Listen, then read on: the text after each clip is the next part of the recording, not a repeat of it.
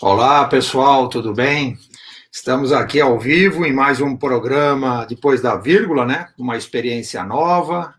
Eu queria agradecer a todos os colegas, a todos os nossos assinantes que têm feito perguntas no canal e feito algumas colocações para que a gente possa utilizar esse tempo para responder essas questões, né? Então, assim, bem tranquilamente, a gente vai fazer com que essa nossa noite aqui seja uma noite bacana, bem relaxada. Então, quero parabenizar os meus assinantes que me enviaram algumas perguntas. A primeira delas eu já vou responder de cara, né?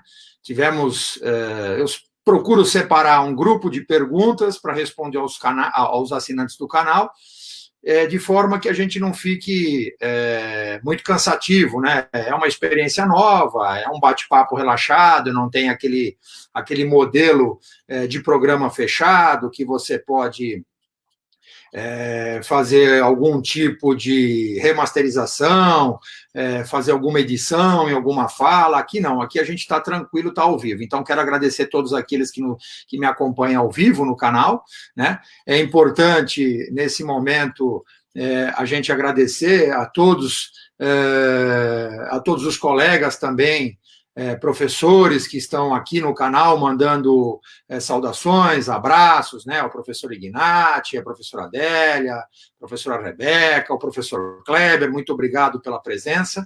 E eu vou responder a primeira pergunta do canal, que é a respeito de juros, né? O pessoal está perguntando um pouquinho sobre o que acontece com esses juros tão baixos e qual o caminho dele.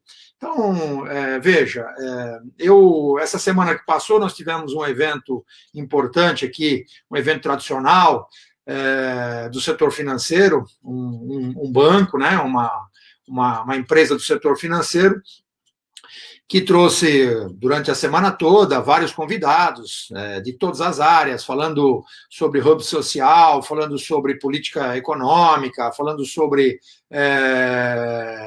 quadro político, sobre pós-pandemia, sobre estruturação de novas operações, sobre bolsa, ou seja, sobre mercado de capitais. Então, a nossa discussão vai ser um pouco rápida, resumindo um pouco de tudo que a gente ouviu, e é óbvio que alguém vai perguntar: professor, o senhor mudou de opinião? O senhor continua achando que esse juros está indo para o caminho errado? Não. O que eu posso dizer para vocês é que me parece que ele veio para ficar, né? Nós estamos em 2,25, praticamente nós não temos prêmio entre os juros que é pago e a inflação projetada para os próximos 12 meses, que está em torno de 1,70, 1,80. Então, nós não temos praticamente prêmio nenhum. Então, alguém podia dizer assim: bom, esse juros baixo vai fazer o quê? Bom, o primeiro motivo para esse juros estar tão baixo é aquele que eu já vinha dizendo há algum tempo, inclusive o próprio ministro da Fazenda, neste evento, confirmou claramente isso, que o primeiro objetivo do governo foi reduzir drasticamente o preço, né, o serviço que ele paga pela dívida, né, pela dívida mobiliária. Então, evidentemente que ao baixar a taxa de juros básica, o governo vai estar gastando menos com juros. E a ideia, para muitos, que parece ser uma ideia mais factível, é que esse juros baixo é para promover o crescimento e para fazer com que as pessoas vão ao consumo e, obviamente, tragam liquidez ao mercado, né? Liquidez para aquelas pessoas que acompanham a minha aula, os meus alunos, né? Sabe que é dinheiro disponível para que a gente possa empreender. Muito bem. Só que isso não é o primeiro objetivo do governo. O primeiro objetivo do governo, a gente já tinha falado na nossa última live, é reduzir o custo da dívida mobiliária. Bom, para onde vai? Vamos ser rápido, porque a pergunta foi bem objetiva. Para onde vai esses juros? Esses juros vai empurrar a renda fixa para a Bolsa de Valores, né? Para a renda variável, que é o que vocês estão vendo aí, né? É uma situação complexa. Nós estamos tendo a renda variável, no caso da Bolsa, de novo retomando os patamares pré-pandemia, né? Ou seja, nós antes da pandemia estávamos acima dos 100 mil pontos, rapidamente puxamos acima dos 100 mil pontos. Isso significa o quê? Que nós estamos produzindo o que nós chamamos o quê? De inflação de ativos, né? Nós estamos tendo o quê? Uma inflação de ativos. O que significa dizer isso? Né? Que essa inflação de ativos, ela está sendo produzida, né? Ela está sendo produzida por um objeto que é a falta de opção da renda fixa. Então, a poupança que estava lá na renda fixa está migrando para o modelo, para a Bolsa de Valores, para a renda variável, sustentando os ativos, né, criando, eu diria até, eu não queria apontar isso como algo importante, mas acaba sendo uma bolha, né? Acaba sendo, obviamente, uma bolha. Essa bolha ela é não sustentável a médio e longo prazo, né? Por quê? Porque quem migra de renda fixa para a Bolsa de Valores está buscando o quê? Está buscando melhorar o retorno do seu capital investido. Então, logo que eu estou colocando dinheiro numa companhia, comprando papel de uma companhia, o que eu estou esperando dessa companhia? Estou esperando resultado, estou esperando lucro. E esse é um cenário que ainda está muito duvidoso, tirando alguns setores que se deram bem, né? O setor de eletroeletrônico, e-commerce, né? Alguns outros setores estão sofrendo muito. Agora está vindo os balanços aí, e certamente não vai confirmar essa euforia que nós estamos vendo na Bolsa. Então, alguém podia dizer, poxa, houve um descolamento entre o valor real dos ativos? Sim. O primeiro movimento que nós estamos tendo é uma inflação de ativos. Traduzindo isso em miúdo para quem não está muito acostumado, aquele dinheiro que estava lá na renda fixa, aguardando receber um juros X, com a queda abrupta dos juros, o que essa massa de recursos fez? Ela se deslocou para a renda variável. Passou a comprar bolsa, passou a comprar papéis na bolsa, empurrando o índice para cima, de forma artificial.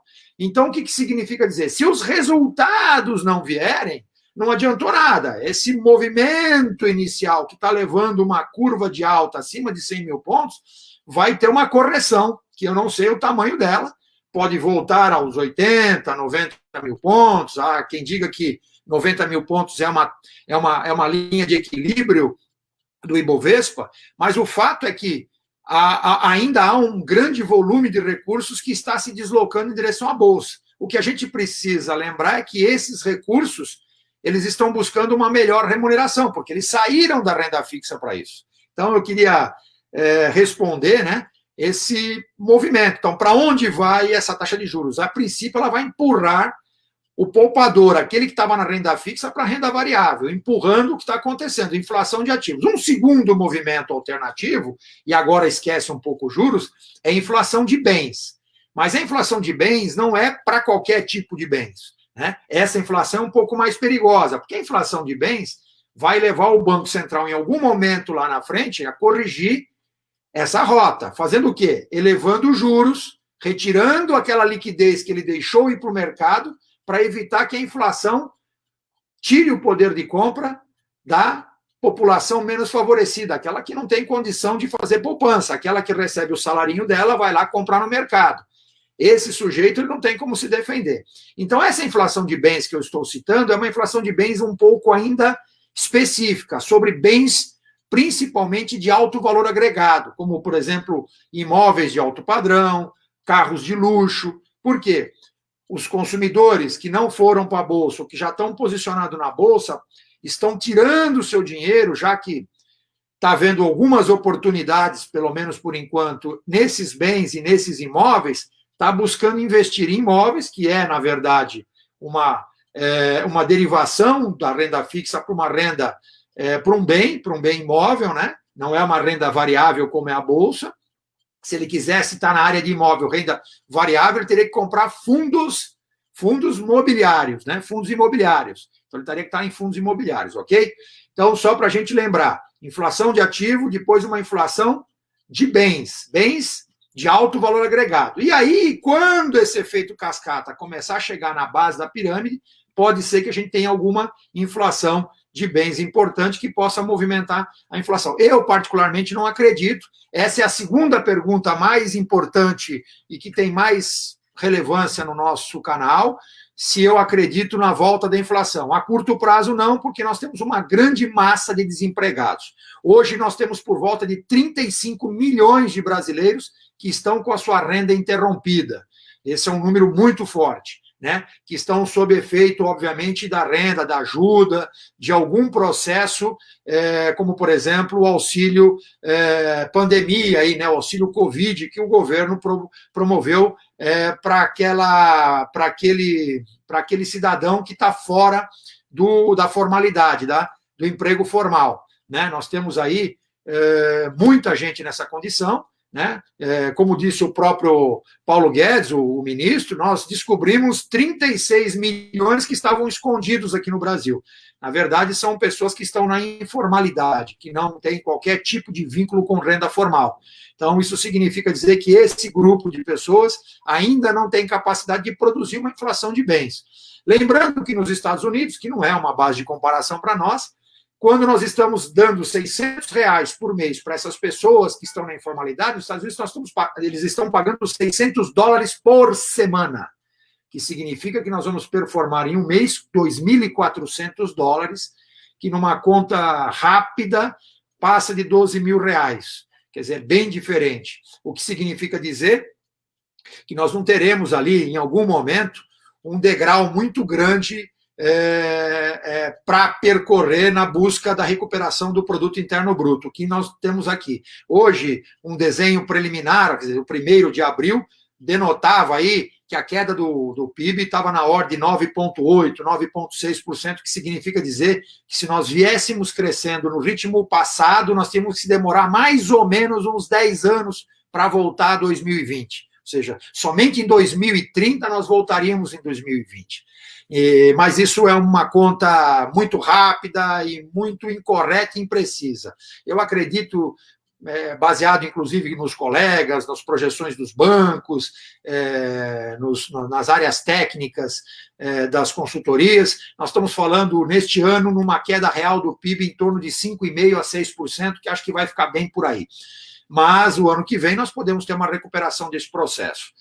Isso é a resposta sobre a inflação. Então, falamos sobre inflação, sobre taxa de juros baixa e falamos sobre a volta da inflação.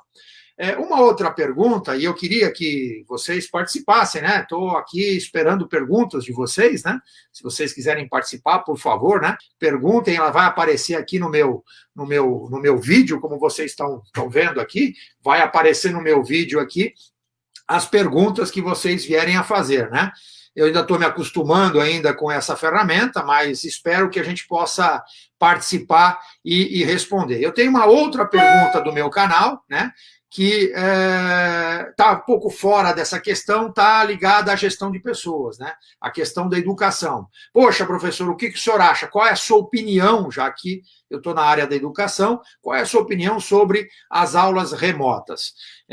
Isso vai produzir uma nova era para o ensino, um ensino que alguns falam resiste às mudanças tecnológicas. Não, o ensino não resiste às mudanças tecnológicas, né? O que nós estamos confundindo as coisas. Nós estamos com uma logística de distribuição de conhecimento totalmente diferente por conta, obviamente, de um processo bem complexo, de um processo pandêmico, e isso faz com que nós tenhamos uma dificuldade muito grande. Eu quero colocar uma opinião muito particular, lembrando que hoje se comemora, se ele fosse vivo, 100 anos do saudoso professor Florestan Fernandes, né? Aqui no meu bairro, aqui no Tatuapé, nós temos inclusive aqui uma praça chamada Praça Florestan Fernandes, Praça Professor Florestan Fernandes, né? Só para a gente lembrar um pouco desse educador espetacular, admirável, mas para que voltássemos à nossa discussão, então eu tenho um medo muito grande, porque as pessoas, eu não entendo que o ensino à distância, o ensino remoto, ele em nenhum momento substitui o contato. o contato do professor em sala de aula, a distribuição de conhecimento, o debate, é uma ferramenta importante, é uma ferramenta complementar, mas é uma ferramenta que substitui o conhecimento, né? Então, a gente tem que tomar muito cuidado. Vamos deixar aí o EAD para outros setores, como, por exemplo, o setor privado, né? A gente precisa lembrar que o Estado ele precisa recuperar os 4 principais pilares, que é justiça, segurança, educação e saúde. Justiça, segurança, educação e saúde. A justiça e a segurança, infelizmente, não dá para partilhar, não dá para a gente ter uma parceria público-privada para chamar a iniciativa aqui para prestar serviço, né? A gente não pode fazer esse processo, fazer com que a iniciativa privada venha atuar nem em segurança, nem em justiça, por razões óbvias, né? Mas na educação e na saúde nós temos o auxílio através de ferramentas de concessão, né? Concessão para universidades, né? A gente tem a avaliação dos cursos depois que o Estado interfere nesse processo. Na saúde, facilitando a abertura de hospitais, onde realmente o Estado não tem capacidade de atender a população. Então, o Estado ele tem como princípio dever, né? Como dever principal, fazer com que a educação chegue aos lugares mais longínquos, que inclua as pessoas menos favorecidas. Então, quando a gente tem um processo como esse, por exemplo, como é que a gente pode atrair alunos que não têm banda larga? Será que todo mundo tem dinheiro para comprar banda larga, para consumir um produto no qual eu preciso quase que unidade taximétrica, eu preciso pagar os minutos se eu quiser ver um vídeo, muitas dessas pessoas que estão no ensino público, elas não têm nem condição de se deslocar fisicamente para a própria faculdade, para a própria universidade. Então, o Estado tem que estar aí presente, o Estado tem que colocar exatamente a escola para acolher, para incluir. E a escola inclusiva não é exatamente hoje, embora exista um esforço muito grande nesse discurso, não é a escola eletrônica, é a escola física, é aquela que traz o elemento para dentro da sala de aula, que traz ele para o laboratório, que traz ele para trazer experiências para a escola, né, para o professor, né, para fazer com que esse amálgama, ou seja, entre conhecimento, possa produzir realmente uma autonomia, né?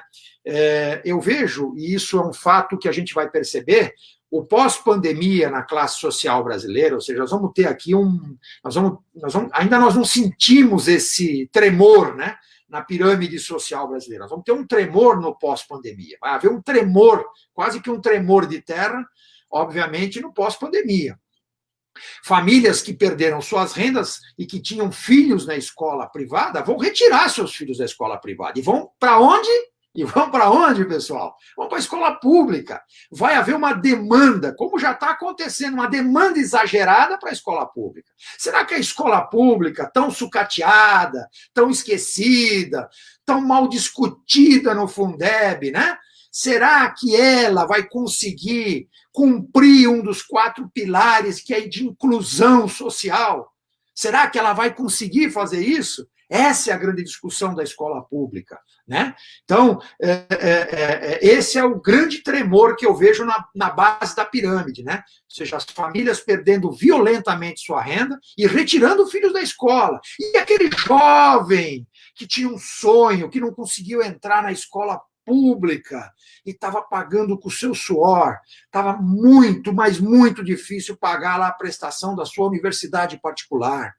Ele perdeu o trabalho, ele está meses em casa e ele não tem como estudar. Como é que ele faz com isso? E o desalento, né? E o desalento, como é que ele vai conseguir cumprir o seu objeto, né? Eu costumo dizer para as pessoas que frequentam que os sonhos, a nossa vida ela pode ser construída, né? A nossa vida ela pode ser construída de 2 formas, 2 grandes pilares, né? Ou pelo sofrimento ou pelo sacrifício, né? Quem já me ouviu e está me acompanhando sabe muito bem o que significa dizer isso. Quando a gente constrói nossa vida baseada no sofrimento, ela tem como um drive, ela tem como o pano de fundo a dor. A dor nunca é bom para nada. A dor nunca é muito legal. A dor, ela só recupera coisas que não são positivas. Então, quando alguém constrói algo na vida, ela precisa se basear no sacrifício, porque o sacrifício tem uma coisa muito diferente do sofrimento. Do lado do sofrimento, ele tem um pilar da dor. Do lado do sacrifício é um propósito. Então, o jovem que tem propósito, olha que coisa legal, ele pode dizer, puxa vida, minha vida inteira foi muito difícil, mas não foi um sofrimento, foi um grande sacrifício. Eu prestei um sacrifício para a minha carreira. Por quê? Porque ela tinha um propósito. Eu troquei, né? Uma troca intertemporal, né? Até lembro um pouquinho aquela experiência das crianças com uma barra de chocolate fechada numa sala. Crianças com performances diferentes, vindo de famílias diferentes, né? Famílias pobres, famílias de classe média, famílias de classe alta, né? E aí você entende exatamente a criminalidade. É um exemplo muito longo, mas quem puder recuperar essa experiência da barra de chocolate, da ansiedade, né? Como é que você constrói o jovem, né? O jovem ansioso, né? Aquele que vai primeiro na barra de chocolate, né? Aquele que não espera o tempo para ter a compensação da segunda barra, né? Por quê? Porque aquilo não é exatamente uma coisa forjada naquele momento, aquilo está na base do poder weberiano. Quem é o poder weberiano, né? É o poder tradicional da família, é o poder carismático dos grupos, das pessoas que ele tem admiração, que nunca tiveram qualquer contato, e o terceiro e não menos importante, o poder normativo, que é aquele que todo jovem busca, que é trabalhar num organismo, trabalhar num objeto produtivo comercial, ok?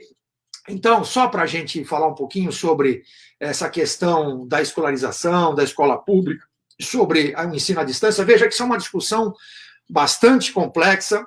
Eu acho que nós estamos vivendo um processo, e eu também costumo dizer isso nas minhas palestras, quando vou a algumas empresas, quando converso com alguns grupos, nós temos aqui uma grande dificuldade, muitas vezes, obviamente, de fazer o nosso interlocutor, né, perceber um pouquinho sobre os degraus das surpresas, dos conhecimentos, né?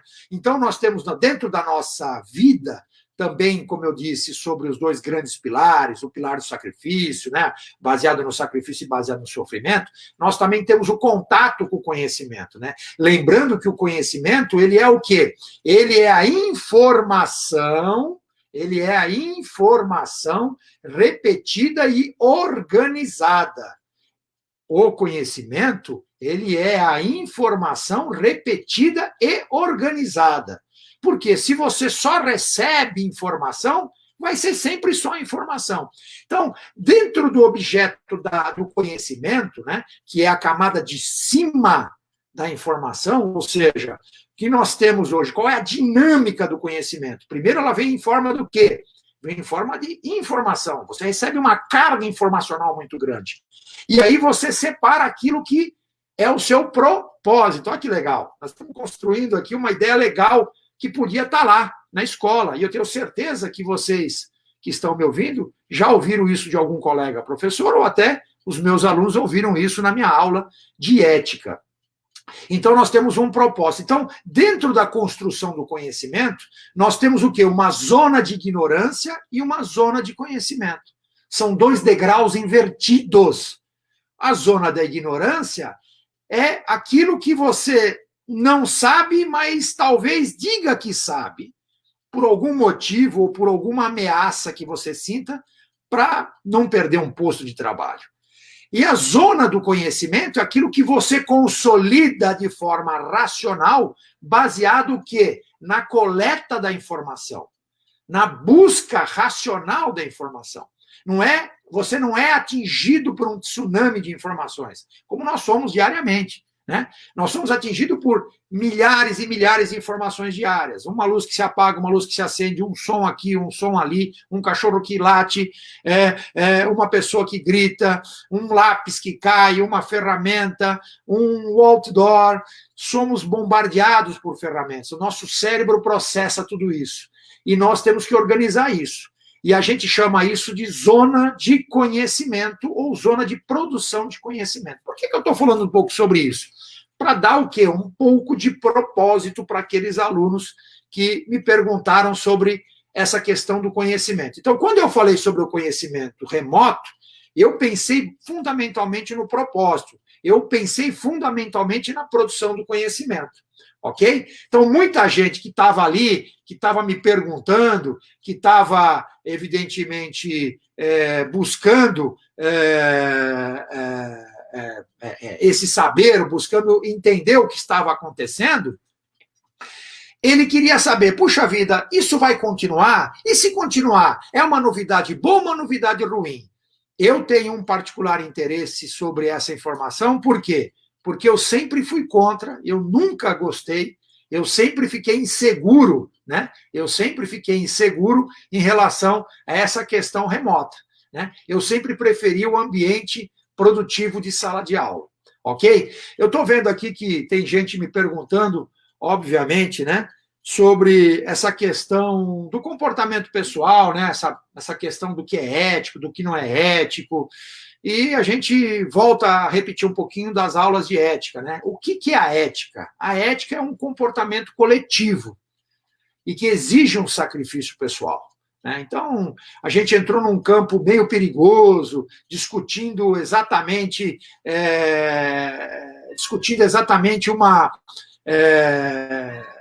um posicionamento ideológico do que é certo, do que é errado, se o que eu faço é certo, se o que eu faço é errado.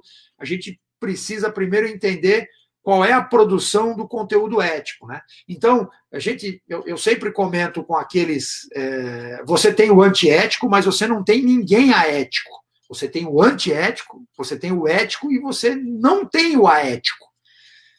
Todo mundo tem uma ética forjada num grupo, né? Até o bandido, ladrão, que está contra, ou seja, no movimento antiético, ele tem a ética do crime, da autoproteção, do conluio.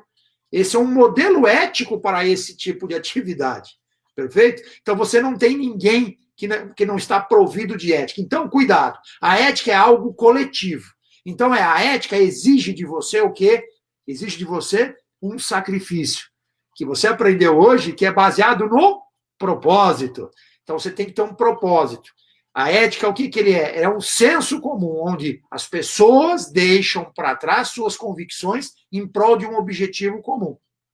Então, muitas vezes, você tem um comportamento coletivo que, muitas vezes, você até fala, puxa, mas talvez eu não fizesse isso, mas eu preciso fazer isso para criar um bem-estar, um bom relacionamento, né? Então, essa pergunta sobre o que é certo e o que é errado está fundamentado nos seus princípios, está fundamentado nos seus valores. E aí, de novo, voltamos lá na pirâmide, né? Não na pirâmide de Maslow, né? De Abraham Maslow, mas voltamos àquela pequena pirâmide construída por Max Weber, né?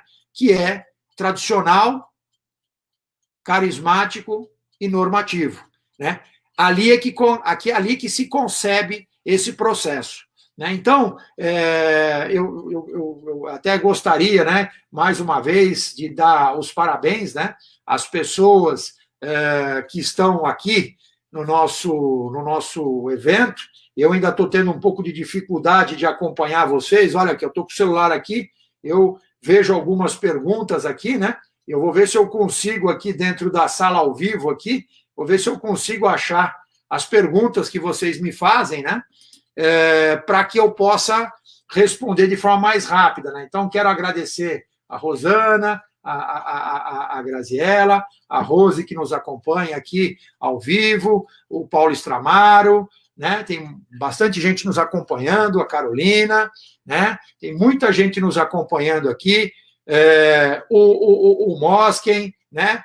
Eu quero agradecer vocês por estarem aqui, nos prestigiando, fazendo com que esse canal crie esse ambiente de perguntas e respostas e que ele possa criar uma forma de comunicação. E é legal porque quando a gente está nesse ambiente aqui, a gente fica desprendido de estar numa pauta, né?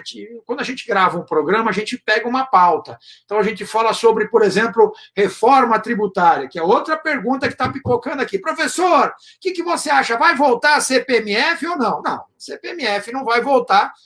nem aquela taxa de negociação eletrônica, que era a CPMF de forma mentirosa. O professor e atual ministro Paulo Guedes tentou ver se conduzia de uma outra forma, mas o Congresso já deu sinais de desgaste, né, meio que interditou, como ele mesmo disse aqui numa palestra em São Paulo, interditou esse debate, né? Então, a reforma tributária, vamos falar um pouquinho, já que tem gente falando sobre reforma tributária. Gente, a reforma tributária passa por uma limpeza que está dentro do campo da hipocrisia. A gente tem muita empresa recebendo anistia e sacrificando os cofres públicos, enquanto tem muito brasileiro pagando imposto. Tem muito cidadão brasileiro pagando imposto.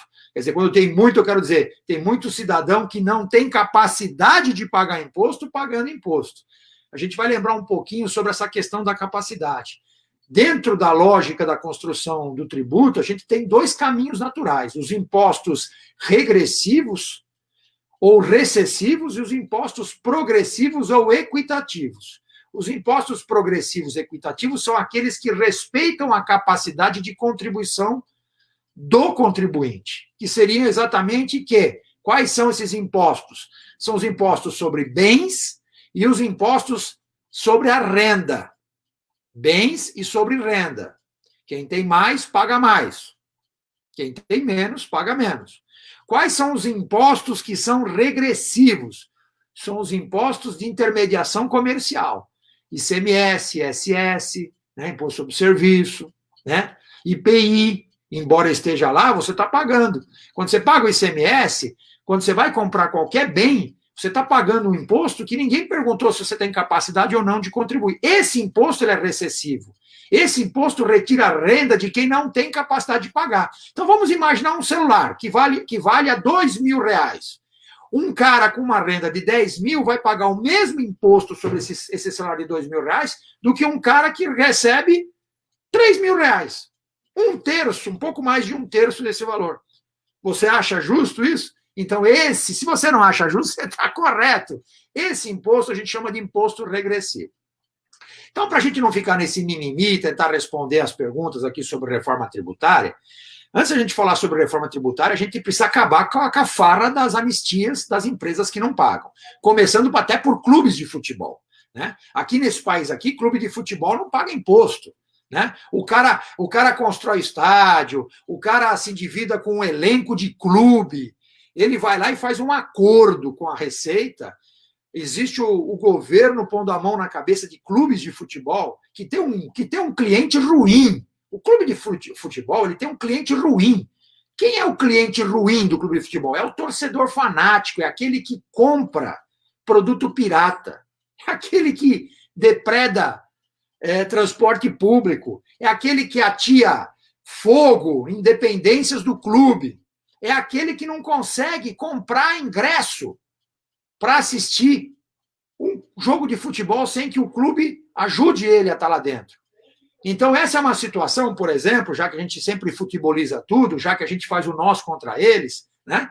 Então, a gente precisa pensar nisso, né? Largar um pouco a hipocrisia de lado. Os clubes de futebol aí, na Europa, por exemplo, na Inglaterra, na Itália, na França, clubes de futebol, eles são o quê? Clubes de futebol são empresas de capital aberto. E eles só atuam na primeira divisão porque uma das condições é ter o accountability de suas contas. Empresa de capital aberto. Então, ele tem que estar lá na primeira divisão. Se ele não presta conta, o que vai acontecer? Se ele não presta conta, ele é punido. E, muitas vezes, cai para outra divisão do futebol. É verdade, cai para outra divisão. Isso aqui é impensável no Brasil, né? Isso aqui é impensável. Aqui, clube de futebol não paga nada. Aqui, clube de futebol não faz nada. Aqui, empresa que está em processo de recuperação judicial tem uma série de mordomias e você tem que tomar um pouco de cuidado com isso. Então, antes de nós fazermos uma leitura bem à ponta do lápis mesmo, né, sobre uma reforma tributária, temos que ver como é que nós estamos cobrando efetivamente os impostos que não foram pagos lá atrás. Né? Então, essa é uma discussão, por exemplo, que veio aí nos últimos dias aí, e muita gente trouxe isso aqui para discussão. Tá bom, pessoal? Bom, como nós havíamos combinado, nós temos apenas 30 minutos, até passei um pouquinho mais. Eu queria agradecer a todos que me acompanharam. Eu quero mandar um abraço a todo mundo, de forma geral. Agradecer a todos que acompanham agora o Depois da Vírgula ao vivo, que é uma nova versão, né? É uma nova versão. Nós tivemos muitas visualizações no canal, né? O que foi bem legal, porque nós tivemos uma baixa presença ao vivo, mas tivemos um grande número de visualizações no programa que ficou disponível, né? Então, isso é legal, isso é bacana. E eu quero continuar tentando atender a sugestão da pauta, mesmo pessoas que entram perguntando, fazendo algum tipo de comentário, né? Quero mandar um abraço ao Luiz Trevisan. Parabéns, Luiz, por tudo, está aí nos acompanhando. Enfim, todos aqueles que nos acompanham, que nos mandam um abraço, né? Hoje nós temos aí, evidentemente, muito assunto para discutir, né? Se a gente quisesse colocar tudo na mesa, tem vários pequenos temas aqui, mas a gente está procurando juntar um pouquinho mais de perguntas na mesma direção, porque o nosso tempo é exíguo, né? Temos 30 minutos, sei que muitos de vocês ainda vai fazer aquela jantinha, ainda vai tá chegando no trabalho, quer descansar, quer relaxar, né? Muito legal. Então, mais uma vez, o respeito aqui do professor Marco, do nosso programa Depois da Vírgula, por todos aqueles que vieram aqui e que deixaram a sua contribuição. Tá bom, pessoal? Espero encontrá-los numa próxima live, né? Como alguns falam aqui, a gente vai trazer a coisa de forma muito clara em boa língua portuguesa. O nosso ao vivo será avisado como foi, com antecedência, para que a gente possa ter vocês aqui no nosso canal. Tá bom, pessoal? Uma boa noite, muito obrigado pela atenção e pela audiência de vocês. Fiquem com Deus. Tchau.